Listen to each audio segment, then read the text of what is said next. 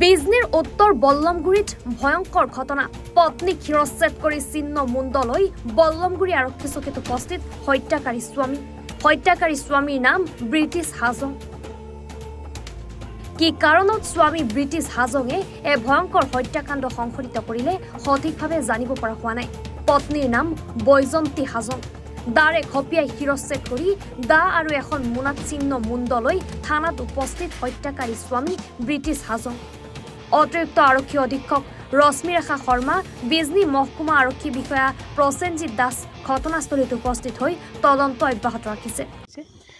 এই ক্ষেত্ৰত আমাৰ তদন্ত অব্যাহত আছে আমি ডেড বডি এতিয়া ইয়াৰ পৰা আমি উঠাইছোঁ ফৰেনচিকৰ টিমো আহি পাইছে আমাৰ তদন্ত অব্যাহত আছে যিগৰাকীয়ে মাৰিছোঁ বুলি কৈছে তেওঁ ইতিমধ্যে থানাত আমি আটক কৰিছোঁ